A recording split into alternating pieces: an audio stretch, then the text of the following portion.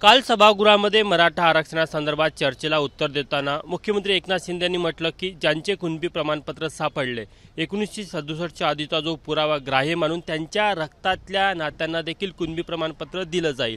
मात्र मनोज जरांगे यांनी या संदर्भात प्रश्न उपस्थित केला की रक्तातले नाते म्हणजे नेमकं कोण आणि त्या संदर्भात आपण खुलासा स्पष्ट करावा, ती अट काय असणार आहे अशी मागणी मनोज जरांगे यांनी व्यक्त केली आहे। पण या संदर्भात आधीच कायदा असल्याचं मत राष्ट्रीय ओबीसी महासंघाचे अध्यक्ष बबनराव तायवाडे यांचं म्हणणं आहे। त्यामुळे आपण त्यांच्याकडून समजून घ्यावं की नेमका हा कायदा काय आणि ती अट काय असते। सर, नेमका तो कायदा काय? हे बघा, कायदा असा आहे की विविध प्राधिकरणामध्ये तो वापरला जाते ब्लड रिलेशनच्या बाबतीत, आणि म्हणून वंशावळ हा शब्द जो जन्माला आलेला आहे तो महत्त्वाचा आहे। तुम्ही ह्या नोंदी केव्हाच्या शोधल्या आहे? 1967च्या पूर्वीचे, म्हणजे 1967च्या पूर्वी होऊ शकते की माझ्या वडिलाच्या महसुली दस्तऐवजावर तो असेल किंवा माझ्या आजोबाच्या याच्यावर असेल। मग माझ्या आजोबाच्या किंवा पणजोबाच्या महसुली कागदपत्रावर किंवा शैक्षणिक कागदपत्रावर कुणबी जातीची नोंद सापडली असेल तर त्याच्यावरून वंशावळ आपल्याला तयार करावी लागते। सरकार वंशावळ तयार करत नाही। आपल्याला वंशावळ की माझे आजोबा, माझ्या आजोबाचे किती मुलं मुली, मग ते जे मुलं असतील त्या मुलांचे आणखी किती मुलं मुली, आज मी कुठे आहे, आज या वंशावळीमध्ये जर तुम्ही बसत असाल तर तुम्हाला ते सर्टिफिकेट मिळते आणि त्याची व्हॅलिडिटीसुद्धा होते। आणि त्याच्याकरता नवीन नियम करायची गरज नाही, तो नियम ऑलरेडी अस्तित्वात आहे। आणि त्या नियमानुसारच ओबीसी समाजामध्ये ज्या 400 जाती येतात त्या प्रत्येक जातीचा माणूस स्वतःच्या वडिलाचं, आजोबाचं किंवा पणजोबाचं 1967च्या पूर्वीची नोंद शोधून स्वतः वंशावळ तयार करून जातीचं प्रमाणपत्र, पर्यायाने ओबीसी प्रमाणपत्र आणि मग व्हॅलिडिटी घेत असतो। तोच नियम नव्याने सुद्धा ज्या नोंदी सापडलेल्या आहे, मी नव्याने शब्द वापरतो, नव्याने सुद्धा ज्या नोंदी सापडल्या त्यांच्याकरता सुद्धा तोच नियम लागणार आहे। त्याच्यामुळे वेगळा शासन निर्णय काढण्याची गरज नाही। मनोज जरांगे यांनी म्हटलं की सरकारने या संदर्भात काही अटी दिल्या, त्यांचं ज्या प्रकारे वक्तव्य पुढे येत आहे त्यावरनं काय वाटतं तुम्हाला की ते कुठेतरी गोंधळात आहे किंवा तेच दिशाभूल करत आहे? नाही, तेच आहे की ज्यांना पूर्वीचे नियम माहीत नाही, अस्तित्वात असलेली नियमावली माहीत नाही, त्या लोकांच्या माध्यमातून अशा प्रकारचा गोंधळ निर्माण करतो। ते सरकारने वारंवार सांगायचं की वारंवार नव्याने शासन निर्णय काढण्याची गरज नाही आहे की काय। आतापर्यंत वारंवार सगळे ज्यांच्या नोंदी सापडल्या त्यांची वंशावळ तयार करून तुम्हाला कास्ट सर्टिफिकेट, जातीचं प्रमाणपत्र स्वतःला मागावं लागते, सरकार देत नाही। आधी नियम काय आहे की ज्या काही ओबीसी समाजामध्ये 400 जाती येतात त्या जाती, कुठल्याही जातीच्या माणसाला जर कास्ट सर्टिफिकेट, ओबीसीचं सर्टिफिकेट काढायचं असेल तर स्वतः जाऊन तहसीलदार किंवा एसडीओ कार्यालयामध्ये अर्ज करावा लागतो। त्याला आवश्यक असलेली संबंधित कागदपत्रे स्वतःला गोळा करून त्याच्यासोबत जोडावी लागते, मग पहिले कास्ट सर्टिफिकेट मिळते, म्हणजेच ओबीसी सर्टिफिकेट मिळते। आणि ते मिळाल्यावर मग समाज कल्याण खात्याकडे जाऊन त्याची व्हॅलिडिटी करून घ्यावी लागते। आणि व्हॅलिडिटी करून घेतानासुद्धा त्याला जे आवश्यक दस्तऐवज असतात ते आवश्यक दस्तऐवज स्वतःला गोळा करावे लागतात। सरकार कोणाच्या दारामध्ये नेऊन हे कागदपत्र देत नसते आणि स्वतःहून तशा प्रकारचं कास्ट सर्टिफिकेट किंवा व्हॅलिडिटी कोणाच्या दारावर नेऊन देणार नाही।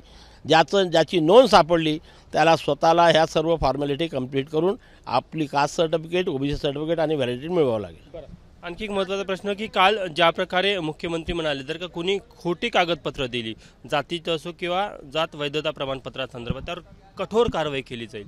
तो पण सध्याचाच नियम आहे, त्याला फोर्जरी म्हणतो आपण, की तुम्ही जर चुकीची कागदपत्र तयार केली असेल, चुकीच्या याच्यावरती एखादा कागदपत्र किंवा कास्ट सर्टिफिकेट इश्यू केली असेल आणि दुसऱ्या व्यक्तीने जर तशा प्रकारची तक्रार केली, पोलीसमध्ये तक्रार केली तर त्याच्यावरती गुन्हा दाखल होतो।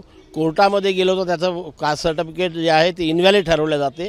आपल्याला कल्पना असेल की पुष्कळशा ग्रामपंचायती निवडणूक, जिल्हा परिषद निवडणूक, महानगरपालिका निवडणूकमध्ये अशा प्रकारचे बोगस कास्ट सर्टिफिकेट घेऊन लोकांनी निवडणूक लढविली। निवडणूकच नाही तर मेडिकल, इंजिनिअरिंग सारख्या कोर्सेसमध्ये प्रवेश घेतला आणि मग जेव्हा लोकांनी त्यांची तक्रार केली, कोर्टामध्ये गेले, तेव्हा त्यांचं ते कास्ट सर्टिफिकेट आणि व्हॅलिडिटी रद्द करण्यात आलं। आणि त्याच्यामुळे त्यांचं ते ग्रामपंचायत म्हणा, महानगरपालिका म्हणा, जिल्हा परिषद सदस्यत्व रद्द झालं, इवन शालेय शिक्षणातले प्रवेशसुद्धा रद्द झाले। शासन देखील आपली मर्यादा ओलांडू शकत नाही, नाही तर त्याला कोर्टात चॅलेंज होईल। नाही, काय शासन देखील आपली मर्यादा ओलांडू शकत नाही ना। त्याच्याकरता जे अस्तित्वात नियम आहे ते बदलवावे लागेल।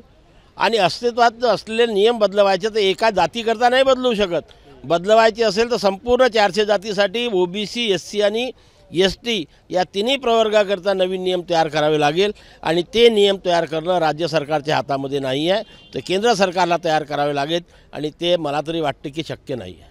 शेवटला प्रश्न, मनोज जरांगे म्हणजे काल सभागृहात मुख्यमंत्र्यांनी उत्तर दिलं, फेब्रुवारी महिन्यामध्ये त्या संदर्भात निर्णय घेतला जाईल मराठा आरक्षणासंदर्भात, तरी ते आपल्या आंदोलनाच्या भूमिकेवर ठाम आहे.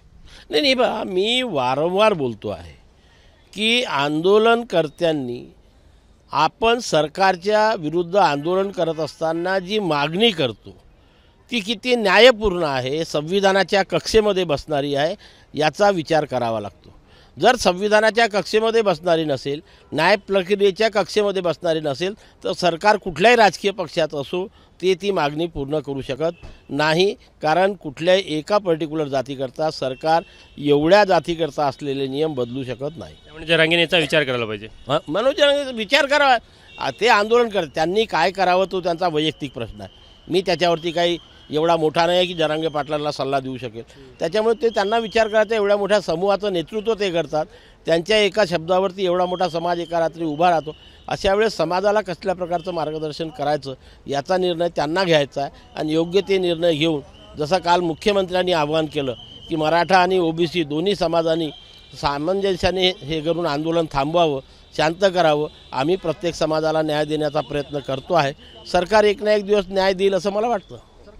तर हे होते बबनराव तायवाडे. कॅमेरामॅन व्यंकटेश नायडूसह तुषार कोहळे, एबीपी माझा, नागपूर. एबीपी माझा, उघडा डोळे बघा नीट.